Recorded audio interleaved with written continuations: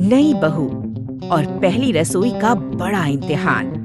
जब खाना बनाना ना आता हो और सच बोलने से डर लगता हो, तो क्या एआई मशीन बहू का फ्यूचर बचा सकती है, या फिर माँ का दिल हर टेक्नोलॉजी से ज्यादा स्मार्ट होता है? डर, झूठ और सीखने की हिम्मत, ये सिर्फ पहली रसोई नहीं, जिंदगी का एग्जाम है। शाम का वक्त था। ड्राइंग रूम में गर्मी के बावजूद एक अजीब सी ठंडक छाई हुई थी। सुनंदा देवी कुर्सी पर बैठी हुई थी, हाथ में माला घुमाते हुए। उनका चेहरा काफी सख्त था, जैसे उन्होंने पहले ही फैसला कर लिया हो। रोहन अपनी माँ के सामने खड़ा था, बेचैन, घबराया हुआ।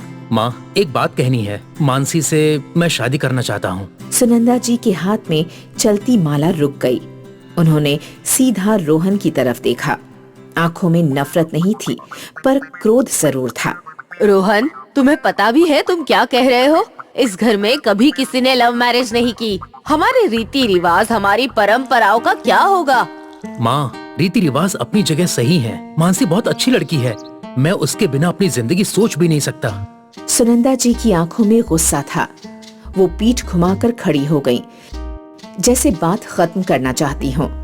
तभी ड्राइंग रूम में रोहन का बड़ा भाई रोहित अंदर आया। उसने सब कुछ सुन लिया था। मम्मी जी, रोहन गलत नहीं कह रहा है। मानसी सच में अच्छी लड़की है। हमने उसे देखा है, समझा है। अगर रोहन खुश रहेगा तो क्या आप खुश नहीं होंगी? सुनंदा जी चुप थीं। उनके चेहरे पर कुछ पल के लिए उलझन साफ दिखाई दे रही थी। तभी सीमा, रोहित की पत्नी, छुपते छुपाते अंदर आई। उसके चेहरे पर मुस्कान थी, जैसे माँ को मनाना उसकी जिम्मेदारी हो। माँ, आपने हमेशा कहा है कि घर की बहू घर को संभालती है। मानसी भी वैसा ही करेगी, मुझे यकीन है। और माँ, आजकल के जमाने में प्यार से बड़ी ताकत कोई नहीं होती। रोहन और मानसी अगर साथ रहेंगे तो ये घर और भी खुशियों से भरा रहेगा। सुनंदा देवी ने गहरी सांस ली। उनकी आंखें बंद हो गईं, जैसे दिल और दिमाग के बीच लड़ाई चल रही हो। उनकी उंगलियों की माला दोबारा चलने लगी। कुछ देर तक घर में खामोशी छाई रही। हर नजर सुनंदा जी पर टिकी थी। ठीक है, अगर तुम सबको लगता है कि ये ठीक है तो मैं भी हाँ कर देती हूँ। रोहन की आंख चमक उठी। उसने माँ के पैर छूकर उनका आशीर्वाद लिया। सीमा और रोहित के चेहरे पर भी एक जीत की मुस्कान थी। आगे की जिम्मेदारी तुम्हारी होगी। 1 महीने के अंदर ही तैयारियां शुरू हो गई थीं। घर में रंगोली, फूलों की माला, शहनाइयों की आवाज गूंजने लगी थी। सुनंदा देवी के दिल में अभी भी थोड़ा सा संकोच था, लेकिन माँ का दिल था। बेटा खुश हो रहा था तो वो भी तैयार हो गईं। शादी का दिन, मंडप सज गया था। रोहन शेरवानी में खड़ा था, आंखों में चमक लिए। मानसी लाल जोड़े में मंडप में आई। आंखें झुकी हुई थीं, लेकिन चेहरे पर एक हल्की सी मुस्कान। वरमाला लिए हुए, वरमाला हुई, फेरे शुरू हुए और सुनंदा जी के चेहरे पर धीरे धीरे पिघलती हुई नरमी। शायद मैं गलत थी, लड़की बुरी नहीं है। बेटा खुश है तो मुझे भी खुश होना चाहिए। शादी धूमधाम से हो गई। घर में नए रिश्ते की खुशबू घुल गई। लेकिन असली इम्तिहान अभी बाकी था। मानसी की पहली रसोई। शादी के कुछ दिन बाद घर में एक बड़ी रस्म थी, पहली रसोई। हर नजर मानसी पर टिकी थी। सबको इंतजार था कि नई बहू क्या बनाएगी। बस कहीं माँ को ये ना पता चल जाए कि मानसी को खाना बनाना बिल्कुल नहीं आता। मानसी किचन में खड़ी थी, हाथ पसीने से भीग रहे थे। उसने कभी जिंदगी में खाना बनाया ही नहीं था। तभी सीमा आई। उसके चेहरे पर एक शरारती मुस्कान थी। तो टेंशन मत ले, मैं सारा खाना बना दूंगी। रस्म के हिसाब से तो बस हाथ लगा देना। खाना खा के सबको यही लगेगा कि तूने ही बनाया है। पर सीमा दी, अगर मम्मी जी को पता चल गया तो? अरे मम्मी जी को पता नहीं चलेगा, बस तू घबरा मत। प्लान बन गया था। सीमा किचन संभालेगी और नाम मानसी का। लेकिन तकदीर को ये मंजूर नहीं था। सीमा, तुम अंदर मत जाओ। पहली रसोई मानसी की है। आज वो अकेले ही सब करेगी। सबके चेहरे से रंग उड़ गए। रोहन टेंशन में था, रोहन परेशान था और सीमा भी चुप थी। मानसी के लिए तो जैसे आसमान टूट पड़ा हो। अब मैं क्या करूं? मैं तो चाय तक ठीक से नहीं बना पाती हूँ और यहाँ पूरे घर का खाना। मानसी ने अपने सिर पर दुपट्टा घुमाया, कुछ पल उदासी में खड़ी रही। फिर उसे एक आइडिया आया। उसने मोबाइल उठाया और फोन किया। हाँ भैया, एक काम कीजिए, खाना होटल से मंगवा लीजिए, पीछे के दरवाजे से जाना। हाँ। थोड़ी देर बाद डिलीवरी बॉय ने खाना पहुंचा दिया। मानसी ने होटल का खाना घर के बर्तनों में निकालकर सजा दिया। उसकी सास ने पहला निवाला चखा। वाह मानसी, पहली रसोई इतनी स्वादिष्ट, मुझे तो यकीन ही नहीं हो रहा। तुमने कमाल कर दिया। सब ने चैन की सांस ली। घर में सबको लगा संकट टल गया। मानसी के चेहरे पर भी एक नई उम्मीद चमक उठी, लेकिन उसके दिल में एक डर भी था कि ये राज कब तक छिप पाएगा। पहली रसोई के दिन जो संकट टल गया था, उसके बाद घर में सब कुछ धीरे धीरे नॉर्मल होने लगा।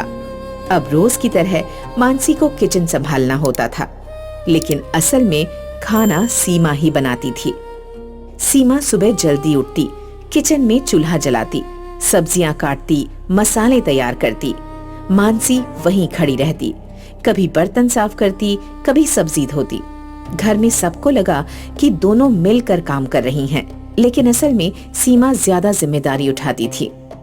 मानसी, तू टेंशन मत ले, मैं ज्यादा काम कर लूंगी, तू बस धीरे धीरे सीख जाएगी। दी, मुझे लगता है मैं आपके बिना कुछ भी नहीं कर पाऊंगी। आप ना होती तो मैं कब का पकड़ी जाती। अरे, मैं भी जब आई थी तो मुझे भी ज्यादा कुछ कहाँ आता था। धीरे धीरे सीखा, तू भी सीख जाएगी।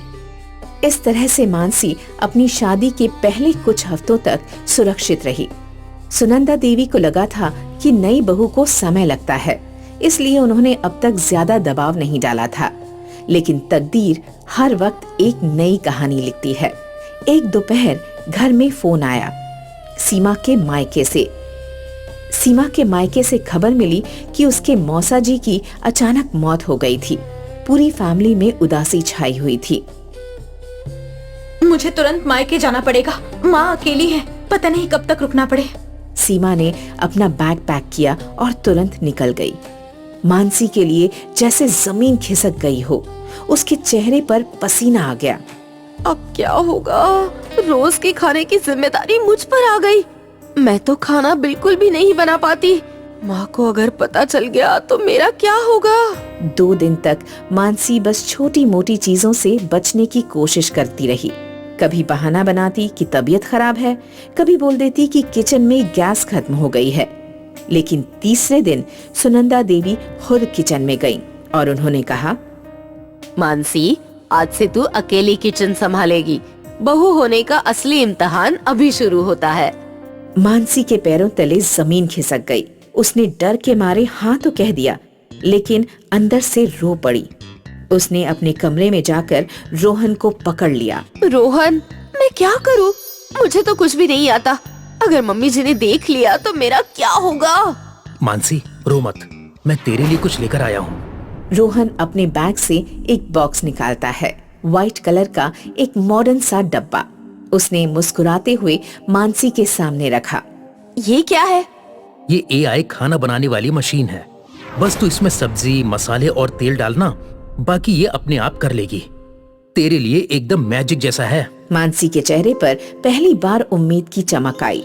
उसने डर और उदासी के बीच एक हल्की सी मुस्कान दी। शायद अब उसकी मुश्किल हल हो जाएगी। सुबह का वक्त था। किचन में एक अजीब सी खामोशी छाई हुई थी। मानसी ने आज ही AI मशीन निकाली, मसाला और पनीर उसमें डाला और बटन दबाया। मशीन की आवाज के साथ खुशबू पूरी रसोई में फैल गई। पर उसे क्या पता था कि आज का दिन उसकी जिंदगी बदलने वाला है। जैसे ही मशीन चल रही थी, सुनंदा देवी चुपके से किचन के दरवाजे पर आ गईं। उनके चेहरे पर पहले हैरानी, फिर गुस्सा और फिर निराशा का साया। मानसी, ये क्या कर रही हो तुम? मानसी का चेहरा सफेद पड़ गया। उसके हाथ से बेलन नीचे गिर गया उसकी सांसें तेज हो गईं।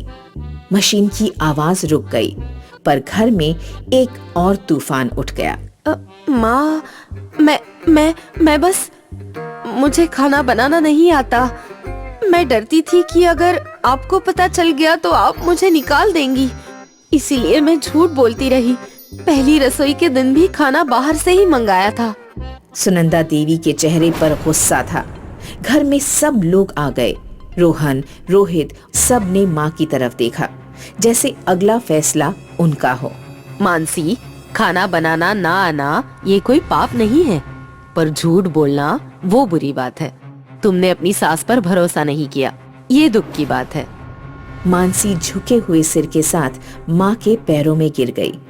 माँ, मुझे माफ कर दीजिए, मैं सिर्फ डर गई थी। सबको लगा सुनंदा देवी अब मानसी पर बिजली गिरा देंगी, लेकिन उनका चेहरा बदल गया।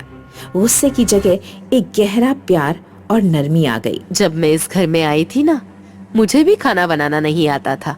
मेरी सास ने मुझे सिखाया। मैं भी तुम्हें सिखाऊंगी मानसी। तुम मेरी बेटी जैसी हो, और बेटी को घर से निकालते नहीं, समझाते हैं।